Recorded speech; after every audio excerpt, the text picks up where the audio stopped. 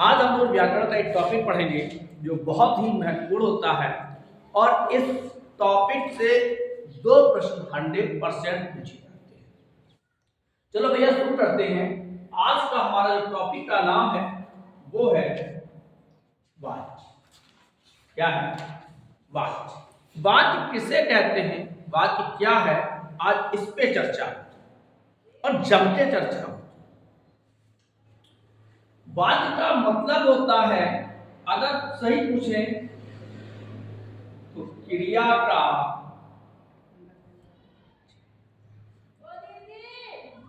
रूपांतरण। क्रिया का रूपांतरण वाच्य कहलाता है। वाच्य क्या है? एक छोटी सी जो ये वो प्रश्न है, ये परिभाषा नहीं है। ये प्रश्न आपको विकल्प में मिल सकता है। क्रिया का रूपांतरण क्या कहलाता है? वाच्य कहलाता है, वाच्य कहलाता है, संधि कहलाता है, शब्द कहलाता है। तो वाच्य क्रिया के रूपांतरण क्या कहते हैं? वाच्य। वाच्य क्या है? क्रिया का रूपांतरण, संज्ञा का रूपांतरण, सर्वनाम का रूपांतरण, वाच्य। तो यहाँ पर क्रिया के रूपांतरण को हम वाच्य कहते हैं। इसकी परिभाषा क्या है?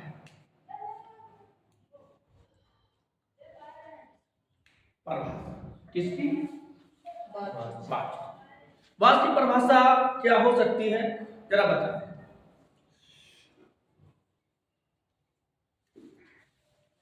चलिए देखते हैं। जब वाक्य में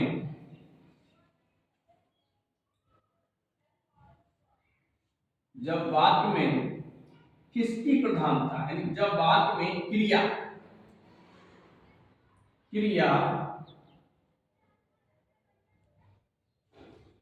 कर्ता के,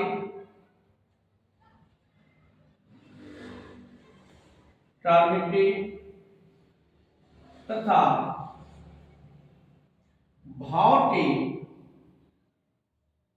अनुसार हो, ये बताता है, तो वह वाच्य होता है।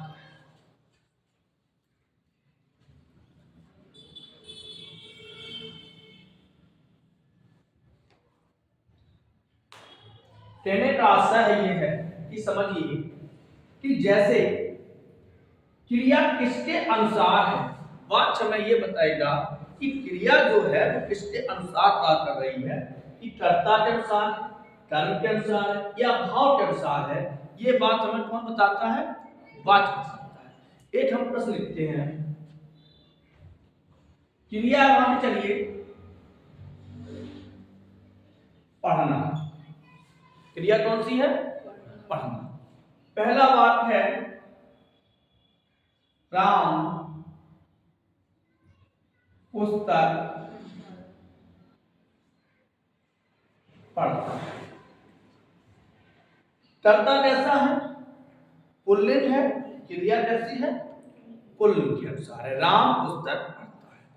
अब हमें वाक्य क्या बताएगा? हमने कहा रामा। अब रामा पुस्तक पढ़ता है? नहीं। अब रामा पुस्तक पढ़ती है। यानी वाक्य में यह बताता है कि यदि कर्ता स्त्रीलिंग का है तो क्रिया स्त्रीलिंग की होती है, कर्ता पुल्लिंग का है तो क्रिया पुल्लिंग की होती है। समझ में आया? दूसरा, अब हमने कहा पुस्तक पढ़ी जाती है या पढ़ी गई है। 2 वाक्य हमने यहां लिखे। एक है पुस्तक पढ़ी जाती है। ऐसा तो है नहीं कि पुस्तक अपने आप पढ़ने लगी हो, कि पन्ना खोले ठक ठक ठक ठक ठक पढ़ गई। नहीं, किसी ना किसी व्यक्ति के द्वारा वो पढ़ी गई होती या पढ़ी जाती होती। ये तो है। जब अब यहां पुस्तक क्या है? कर्म है। यहां पुस्तक क्या है? कर्म है। तो बात हमें ये बताता है कि यदि कर्म, जो कर्म होता है वह किस लिंग का है तो उसके अनुसार क्रिया होगी। अगर यही हम कह दें ग्रंथ पढ़े जाती है, क्योंकि ग्रंथ पुल्लिंग है तो ग्रंथ पढ़े जाते हैं। यहाँ कर्ता क्या है? अज्ञात है। कोई व्यक्ति ऐसा होगा जो पुस्तक पढ़ रहा होगा। जैसे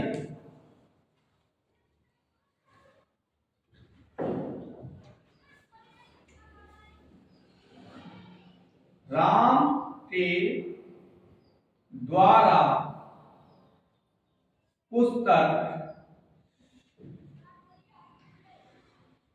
पढ़ी गई। अब राम क्या है?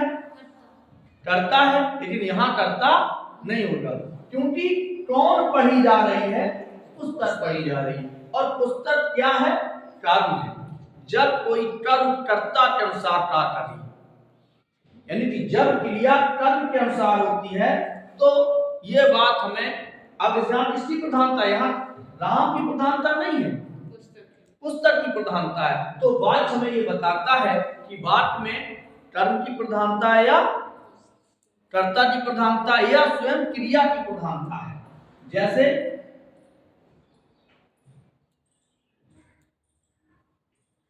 चावल पकते हैं, राम रोता है। यहां किसकी प्रधानता होगी? क्रिया की। किसी न किसी के द्वारा तो चावल तो अपने आप पक रहे हैं। चावल कैसे? अपने आप पक रहे हैं। तो जहां केवल क्रिया की प्रधानता होती है, ये बात हमें कौन बताता है? वाक्य बताता है। अब आगे बढ़ते हैं। तो वाक्य क्या है? क्रिया का एक रूपांतरण है जो हमें ये बताता है कि वाक्य में क्रिया कर्ता के अनुसार है या कर्म के अनुसार है या भाव के अनुसार है। इस परिभाषा को हम आपको एक बात और दोबारा बताते हैं पूरी लिख के कि वाच्य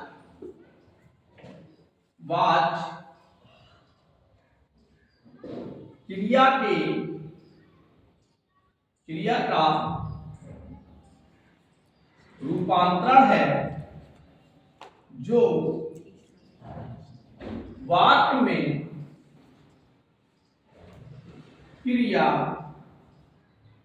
किसके अनुसार है?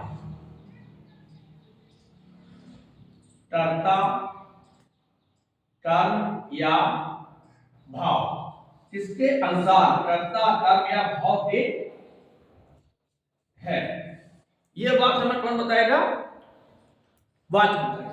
अब चलते हैं वाच्य के भेद। वाच्य के भेद है डालो। वाच्य के भेद।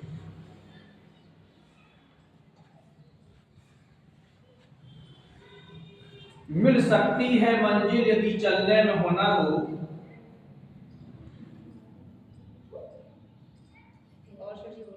मिल सकती है मंजिल यदि चलने में होना रो। मंजिल की नजर पर सिर्फ मंजिल ही नजर। मिल सकती है मंजिल यदि चलने में हुनर हो। लोग भी कहते हैं कि हमें मैथ नहीं आता है, हम कैसे पास हुए हैं। तो जो मुश्किलें आती हैं, ये किसी शायर ने लिखा है, मुश्किलें दिल के इरादे आजमाती हैं। मुश्किलें दिल के इरादे आजमाती हैं, स्वप्न के पर्दे निगाहों से हटाती हैं। गिरकर हौसला मत हार ए मुसाफिर, मुश्किलें इंसान को चलना सिखाती हैं। आज एक बहुत अच्छी वो आया था एक फेसबुक पे, एक व्यक्ति 13 बार फेल हुआ, फिर भी हार नहीं माना। आज वो अध्यापक बना। 14वीं बार पूरे देश में उसकी 10वीं रैंक है। दूर पर जाओ, मैं उदाहरण खड़ा हूं। मैं हाई स्कूल में 2 बार फेल हुआ, तीसरे बार में पास हुआ। हिम्मत हार जाते तो दिल्ली काम करत होते। हिम्मत मत हारिए। तो कितनी अच्छी बात कि मुश्किलें दिल के इरादे आजमाती हैं, स्वप्न के पर्दे निगाहों से हटा दिया। मम्मी पापा की कमाई है, मम्मी ने कही, पापा ने जो कही सो पूरी हो गई। स्वप्न के पर्दे क्या है कि मुश्किलें तुम्हें यथार्थ को बताती हैं। यथार्थ क्या है? मुश्किलें दिल के इरादे आजमाती हैं, स्वप्न के पर्दे निगाहों से हटाती हैं। गिरकर हौसला मत हारे मुसाफिर। पहली बार पेपर दो, फेल हो गई, अरे अब नहीं हुई। नहीं, फिर तो मोहम्मद गौरी ने 17 बार भारत की आत्महत्या किया। हिम्मत नहीं हारी तो स्वप्न के पर्दे निगाहों से हटाती हैं। गिरकर हौसला मत हारे मुसाफिर, मुश्किलें ही इंसान को चलना सिखाती हैं। सही है। चलिए फिर हम लोग आते हैं वाक्य के भेद पर। वाक्य के 3 भेद होते हैं। कितने भेद होते हैं? 3 भेद होते हैं। वाक्य के जो भेद होंगे वो कितने होंगे? 3 होंगे। पहला है इनके नाम के अनुसार ही तर्कवाच। नंबर 1। नंबर 2 होता है कर्मवाच और नंबर 3 होता है आपका भाववाच। कर्तवाच, कर्मवाच और भाववाच। कितने हैं? 3। वाच के कितने भेद हैं? तर्कवाच 3 हैं। कौन कौन से? तर्कवाच, कर्मवाच और भाववाच। तर्क का मतलब होता है जहां क्रिया कर्ता के अनुसार, क्रिया किसके अनुसार हो? कर्ता के अनुसार। यानी क्रिया सबसे ज्यादा किसे चाहे, किसे प्रेम करे? कर्ता को प्रेम। और यहाँ कर्म का और कर्मवाच क्या है? जहां क्रिया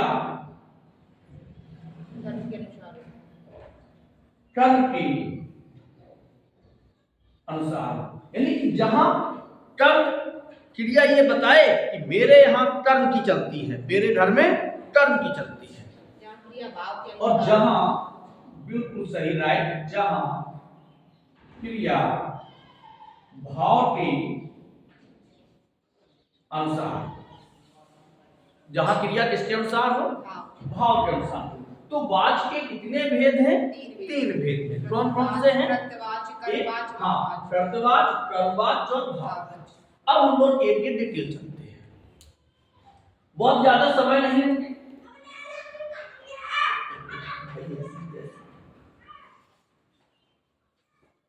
चलो, तो कर्त का मतलब होता है कर्ता, जहां क्रिया कर्ता के अनुसार। किसके अनुसार? कर्ता के अनुसार। उदाहरण देखते हैं। मोहन भोजन खाता है। कैसे पता चलेगा कि क्रिया किसके अनुसार है? तो हम क्या करेंगे कि भोजन तो कर्म हो गया, मोहन कर्ता हो गया और खाना क्रिया। कौन खाता है? कौन खाता? यदि हम क्रिया में कौन शब्द लगाएंगे तो हमें सदैव कर्ता मिलेगा। अगर हम यहां लिखें राधा भोजन खाती है, देखिए लिंग का परिवर्तन हुआ, क्रिया परिवर्तित हुई। तो वाच्य का मतलब होता है कहना। हम अपनी बात किस तरीके से कहें। हम यहां कहें राधा भोजन खाता है, राधा भोजन खाता है। लोग क्या उल्लू होगा कि बिटिया के संगे तुम लड़ता क्रिया लगा रहे हो? अरे भाई, मोहन खाता है।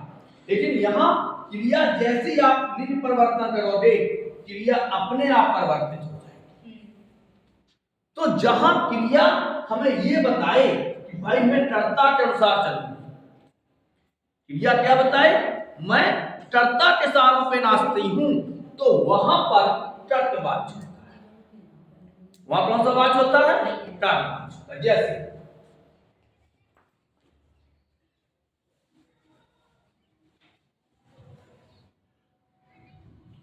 शेर दहाड़ता है।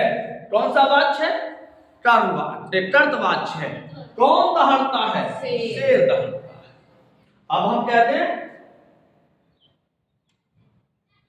शेरनी दहाड़ता है, शेरनी दहाड़ती है। मतलब हमारा लिंग परिवर्तन होने से क्रिया तुरंत परिवर्तित होती है। तो जहां क्रिया का परिवर्तन कर्ता के अनुसार होता है उसे हम कहते हैं कर्ता। क्या कहेंगे उसे? कर्ता। और इसको देखते हैं, थोड़े और उदाहरण देखते हैं। अब यह भी पूछा जा सकता है आपसे, क्योंकि अभी प्रश्न आज मैंने कुछ प्रश्न तैयार किए, जहां क्रिया कर्ता के अनुसार होती है या जिस वाक्य में कर्ता की प्रधानता होती है वह वाक्य क्या कहलाता है? कर्तवाच्य। क्या कहलाता है? कर्तवाच्य। यदि जहां क्रिया कर्ता के अनुसार हो वो कर्तवाच्य कहलाता है। कौन सा वाच्य कहलाता है? कर्तवाच्य। आगे देखते हैं, दूसरा वाक्य देख लेते हैं। राम पत्र लिखता है। इस वाक्य में वाच्य है, तीन ऑप्शन है, कर्तवाच्य, कर्मवाच्य, भाववाच्य या इनमें से कोई नहीं। गलत। कौन लिखता है? राम। कर्तवाच्य हो गया। मैं कर्तवाच्य पे ही चल रहा हूं, कर्मवाच्य तक पढ़ा देंगे, कोई दिक्कत नहीं, जब तक समझ में ना आ जाए। अब इसी बात को बिल्कुल मैंने राम शब्द लिया और मैंने ये डंडा खींचा, अब हमारा कर्ता क्या हो गया? स्त्रीलिंग में हो गया। अब हमने लिखा कि रामा पत्र लिखती है, अपने आप आएगी लिखती है, लेकिन जैसे ही आप करोगे थोड़ा और सामने आ जाइए, चमक चमक तो होनी चाहिए। अच्छा, बोर्ड चमक रहा है। नहीं, फिर भी चमक बहुत जरूरी है। जो धूमिल हो जाते हैं वो फिर चमकते नहीं हैं। हीरा की पहचान क्या है? उसका चमकना। जब तक चमकेगा नहीं वो हीरा नहीं कहलाएगा। चमक सोने में होती है। चलिए, तो रामा पत्र लिखता है, लिखती है नहीं, लिखती है, क्योंकि क्रिया क्या है हमारी? अब स्त्रीलिंग की है। तो सॉरी, कर्ता क्या है? स्त्रीलिंग। तो पुरुष हमारा जो वो है वो भी हमारा क्रिया स्त्रीलिंग की होगी, यानी कि क्रिया कर्ता के अनुसार क्रिया बदल जाएगी। कर्ता के अनुसार क्रिया बदल, जैसे हम कह दें, अब एक बात अलग से लिख रही हूं, पत्र लिखा जाता है, पत्र लिखा जाता है। अब यहां देखिए, ये कर्तवाच्य नहीं होगा, क्योंकि इसमें कर्ता है, इसमें नहीं, कर्ता तो है भाई, पत्र अपने आप तो लिखेगा नहीं, किसी के द्वारा लिखा जाता है, कर्ता करता किया, तो ये कर्तवाच्य नहीं होगा। फोन चलता है, ये कर्तवाच्य हो जाएगा। फोन चलता है, इसके द्वारा चलाया जाएगा, हाँ, कर्तवाच्य हो जाएगा? नहीं होगा, क्योंकि फोन अपने आप नहीं चलेगा, किसी के द्वारा चलाया जाएगा। तो जहां किसी के द्वारा कार्य किया जाता है वो कर्तवाच्य कभी नहीं होता है। दूसरी चीज, कर्तवाच्य में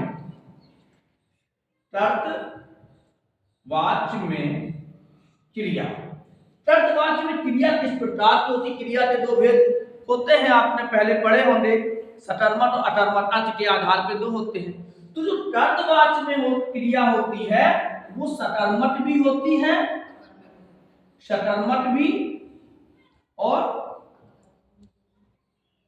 अकर्मक भी होती है, यानी दोनों प्रकार की क्रियाएं हों।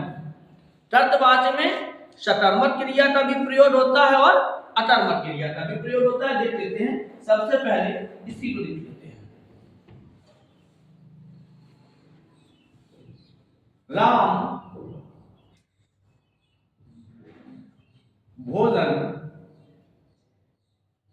खाता है। यह किस प्रकार की क्रिया का है? क्योंकि जिस क्रिया के साथ उसका कर्म जुड़ा होता है, जिस कर्ता के साथ कर्म को साथ लेके सपरिवार कर्म के साथ चलता है, तो उसे हम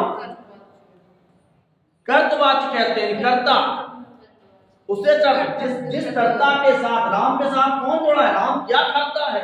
भोजन खाता है। तो अगर हम इसके पार्ट देखें, इसमें कितने पार्ट हैं, तो देखो सबसे पहले है आपका कर्ता, फिर होगा कर्म, फिर होगा क्रिया।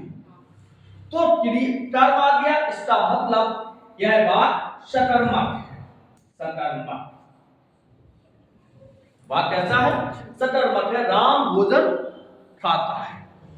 तो जो राम है वो क्या है? करता है। भोजन क्या है? कर्म है। यानी यह क्रिया जो है वो कर्म सहित है।